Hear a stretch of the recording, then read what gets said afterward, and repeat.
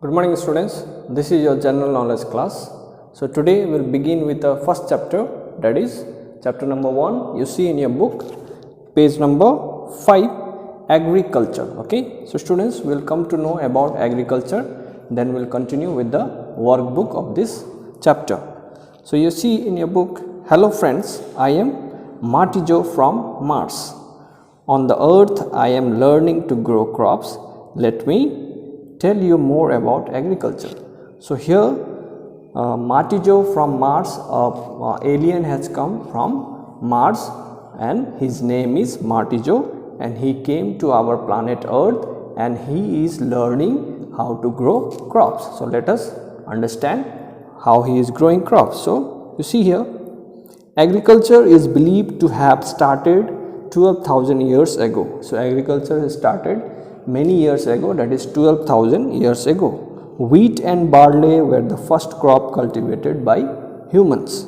Early agriculture was mainly done by farmers to raise most of the crops for their own consumption.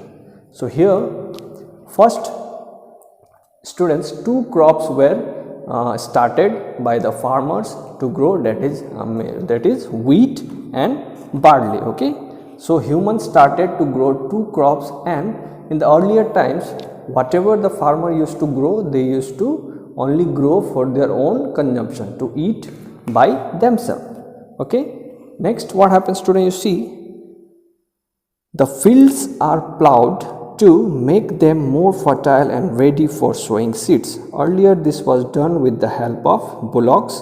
Nowadays tractors are used for plowing the fields.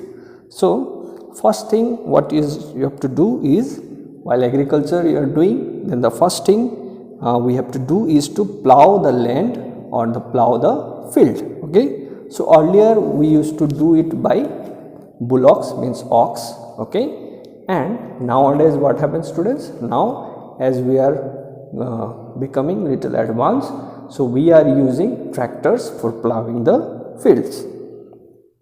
Next you see, next process in agriculture is irrigation. Okay, so irrigation is another important part of farming. It is to supply water to the field.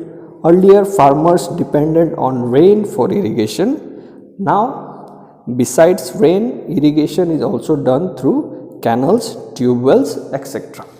So students, next process in agriculture is irrigation. So irrigation is a supply of water. So students, earlier the farmer used to depend on rain or the water, rainwater for irrigation, but nowadays what happened, irrigation can also be done through canals. Small canals can be made from the water pump to the field and also in the tube wells. Okay, next you see crop rotation. So how you can do crop rotation? So crop rotation is the practice of growing crops at the same place in a regular sequence to avoid reduction of fertility of the soil. So crop rotation means if we are growing wheat this season, so what you have to do, you have to rotate the crop, means you have to change the crop in the next season, so that what happens, the fertility of the soil remains maintained. Okay, if we are growing same crop every season, what happens students, the soil fertility decreases. So next you see, in the hilly areas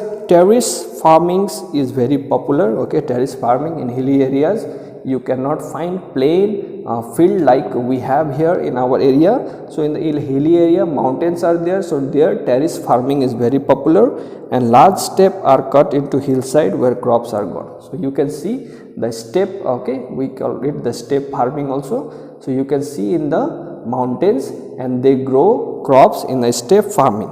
Next you see hydroponics.